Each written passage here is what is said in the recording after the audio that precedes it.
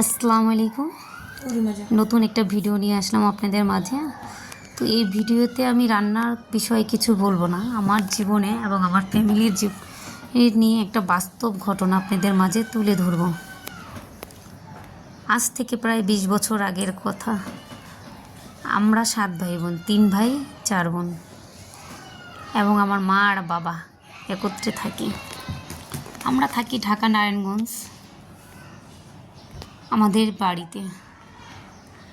20 বছর আগে এখনকার মতো এত ডিজিটাল উন্নত ছিল না, এতটা রাস্তাঘাট পাকা ছিল না। তখনকার সময় আমার নানুর আমাদের সাথে থাকার আমার নানু আমাদের কাছে থাকার কারণ হচ্ছে আমার নানুর এক ছেলে এক মেয়ে। আমার মামা মুক্তিযুদ্ধে মারা যায়, তো আমার নানুর থাকার মতো আমার মা ছাড়া আর কেউ ছিল না, তাই বিদায় আমার নানু আমাদের কাছে ছিল। তো আমার নানুকে আমরা শখ করে বুঝি বলে ডাকতাম। তো আমার মা আমাদের গল্প বলছিল, আমার নানুর গল্প, যে আমার নানুর সাথে নাকি 2টা জিন ছিল।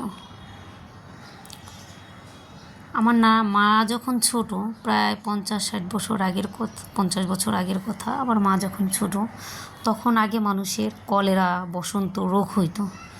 ওই রোগের তেমন ট্রিটমেন্ট ছিল না। মানুষ ওই যে গ্রামে ওই রোগ হইতো, ওই এলাকা দিয়ে যাতায়াত বন্ধ করে দিত, মানুষের সাথে মিশতো না, কারণ মারা যেত। যাদের এই রোগ হইতো সেই ফ্যামিলির সব মারা যেত। তখনকার সময় আমার নানু ইচ্ছা করে যে বাসায় যাইয়া একটা পান চাইয়া কিংবা যাইয়া বসতো, খাইতো, সেই বাসার ওই বসন্ত রোগ ভালো হয়ে যেত, কলেরা ভালো হয়ে যেত। আমার মা আমাদের এই গল্প বলছে, শুনছি। তো রাতে খাওয়া দাওয়ার সময় গল্প বলা শোনার পরে আমি আমার নানুর সাথে ঘুমাই।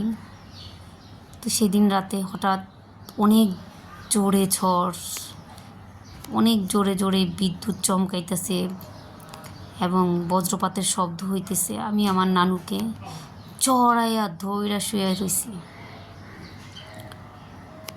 জড়ায় ধইরা ঘুমায়ের পরে হঠাৎ করে আমার ঘুম ভেঙে যায়। ভেঙে যাওয়ার পরে আমি তাকায় দেখি বিছানায় আমার নানু নাই।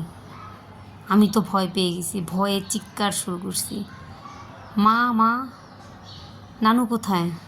মা পাশের রুম থেকে দৌড়ে এসে দেখে সত্যিই তো মা নাই। মা বলতেছে কোথায়? আমি বলতেছি নানুকে তো আমি জড়ায় ধরে শুইছি, নানু কোথায়? তো আমার নানু কোথায় গেছে এবং কি হয়েছিল সেই রাতে আমার নানুর সাথে, সেই ঘটনা যদি জানতে চান কমেন্ট করে জানাবেন। নেক্সট পার্ট আমি পরের ভিডিওতে নিয়ে আসবো। সবাই আমার ভিডিওটা কেমন হয়েছে